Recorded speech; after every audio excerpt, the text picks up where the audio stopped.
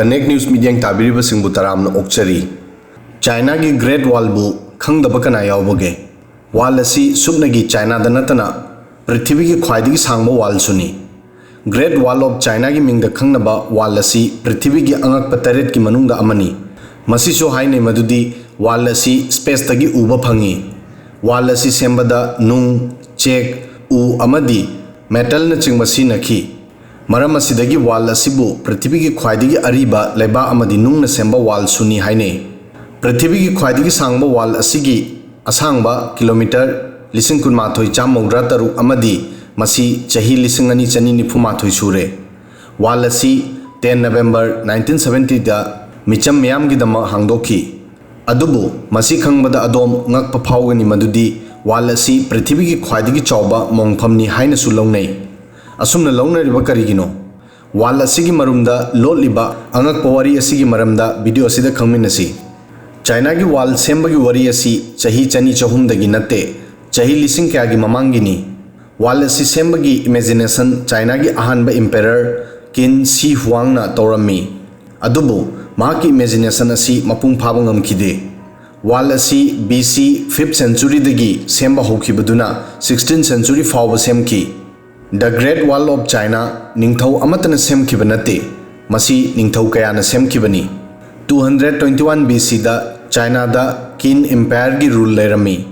महांगना अपिक अपिक स्टेट सिंग पुनसिंदुना अपुनबा चाइना सेमननबा मंगला नम मंगलमी चाइना की नकल अमदा पैसिफिक ओशन लेरमी अदुगा अतोप नकल अमदना तिब्बत की अवांग मचिंगलोन सिंग मसी चाइना की सिक्योरिटी की नेचुरल बाउंड्री सिंग ओरमी अदुबु लेबा असिगी अवांग थंगबा सरुक्ता असुमना करिगुंबा अमत्ता लेरमदे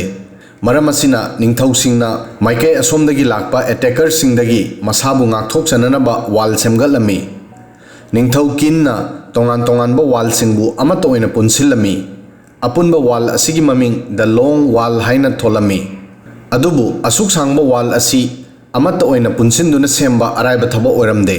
थबा असिदा लेबर लाख क्या चंगलमी मसिगी दमक निंगथौ किनना लानमीदगिना मिचम प्रजा फावबा थबा असिदा याहोलमी मखोइगी मनुंगदा नमफुदा पोरखिबा लौमी सिंगदगिना सेंटेंस फंगदुना जेलदा लेरिबा प्रिजनर सिंग फावबा यावरमी चाइना की मीसिंग वाल असिबु वान ली चांग चेंग की मिंगदा खंगनै चाइनीज लोंदा मसिगी अर्थदी चाइना की असांगबा वाल हाइबनी मसिगी मतुंगदा किंग हान वुडी की रूल लाखी महांगनसु थबक सुरिबा सिनमिसिंग असिदा नमफुदा हुकुम तौदुना ओटपनेबा चथरमी लेबर सिंग की फिबम अदुकी मतिक फलमदे मदुदी वाल असी सेंबदा लेबर सिंग आराम खौरांगबगी अवाबा मायोकनरमी मसिदा नतना सीबा फावबा मायोकनखी वाल असी चौरागना लेबर लाख कुन सेमलमी मसिदा लेबर लाख 10 लेखिरमदे लेखिद्रबा लेबर लाख 10 असिबु वाल असिगी मखादा फुमखि हाइना लौनै मरम असिना वाल असिबु पृथ्वी की ख्वाइदगी चौबा मोंगफमनी हाइना लौनै वाल असी चाइना की सिक्योरिटी की दमक सेमखी अदुबु असुमना ओइबा ngamkhide Mongol ruler Genghis Khan 1211 दा वाल असिबु थुगाइदुना चंगसिलक्तुना चाइना दा अटैक तौखी 1987 दा वाल असिबु यूनेस्को ना वर्ल्ड हेरिटेज साइट डिक्लेयर तौखी चेक अमदी नुंगना सेंबा वाल असिगी एवरेज हाइट 23 फीट नि अदुगा अपाकमना 21 फीट नि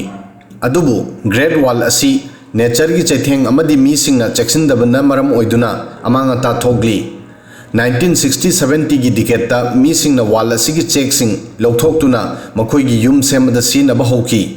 कोना सरकारना सिक्योरिटी तौकी अदुबु हौजिकसु हुरानबा लेप्ट्री हौजिक वाल असिगी 1/3 एरिया मांगख्रे चाइना दा मीसिंग एंट्री तौबदा थिंगननबा सेमखिबा वाल असिदा चही खुदिंगी टूरिस्ट लाख कयाबु वेलकम तौरी चही खुदिंगी चौराकना टूरिस्ट क्रोर अमा वाल असिबु येंगबा लाई